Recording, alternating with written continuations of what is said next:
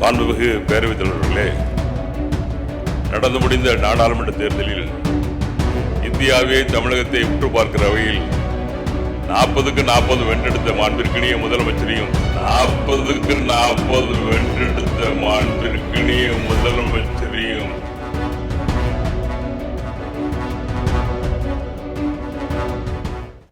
மாண்புமிகு பேரவைத் தலைவர்களே, நடந்து முடிந்த நாடாளுமன்ற தேர்தலில் இந்தியாவே தமிழகத்தை உற்று பார்க்கிற வகையில் 40க்கு 40 வென்றெடுத்த மாண்பிற்கினிய முதலமைச்சரையும் அவரோடு பணியாற்றிய தோழமையையும் இந்த மாமன்றம் பாராட்டுகிறது, வாழ்த்து தெரிவித்துக் கொள்கிறது.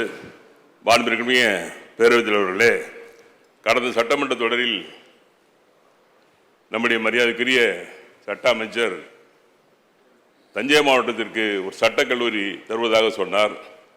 திருச்சியில் ஒரு சட்டக்கல்லூரி இருக்கிறது, தஞ்சையிலே ஒரு தனியார் சட்டக்கல்லூரி இருக்கிறது, கும்பகோணம் மாவட்ட தலைநகரமாக ஆக்கப்படுவதற்கான வாய்ப்பு நம்முடைய முதலமைச்சர் உருவாக்கி கொண்டிருக்கிறார்கள். அந்த வகையில் சட்டக்கல்லூரி கும்பகோணத்திற்கு அமைத்து தருமா என்பதை மாண்பிற்குரிய உங்களுடைய வாயிலாக கேட்டு அமைகிறேன். அமைச்சர் அவர்கள். மாண்புமிகு பேரவைத் தலைவர் அவர்களே, தஞ்சை மாவட்டத்தில் சட்டக்கல்லூரி அமைத்து தருவதாக நாங்கள் எந்த விதமான வாக்குறுதியும் தரவில்லை. ஒன்றை மட்டும் சொல்லிக் கொள்கின்றேன், ஒரு சட்டக்கல்லூரி உருவாக வேண்டும் என்று சொன்னால் 100 கோடி ரூபாய்க்கு மேல் இன்றைக்கு அரசுக்கு செலவாகிறது.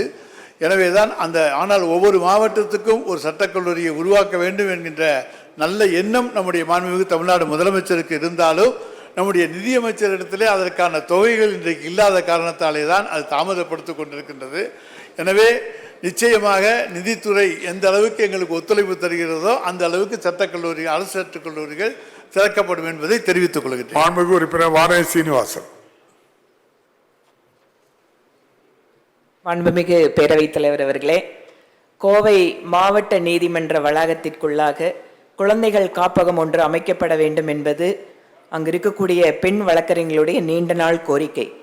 சட்டமன்ற தொகுதி உறுப்பினர் மேம்பாட்டு நிதியில் நான் அதை கொடுக்கணும்னு போகும்போது கூட நீதிமன்ற வளாகத்துக்குள்ளே இந்த மாதிரி பண்ண முடியாது அப்படின்னு மாவட்ட நீதிபதி சொல்லிட்டார். அதனால் நாங்கள் கொடுக்கறதுக்கு முடிஞ்சால் கூட அங்கே இந்த மாதிரி தடை இருக்கிறதால அந்த காப்பகம் அமைக்க முடியல. இன்னைக்கு நிறைய பெண் வழக்கறிஞர்கள் தொழிலுக்கு வந்துட்டு இருக்காங்க. அதனால் குழந்தைகள் காப்பகம் அங்கு அமைக்கப்பட முடியுமா என்பதை தங்கள் வாயிலாக அமைச்சரிடம் கேட்டு அமர்கிறேன்.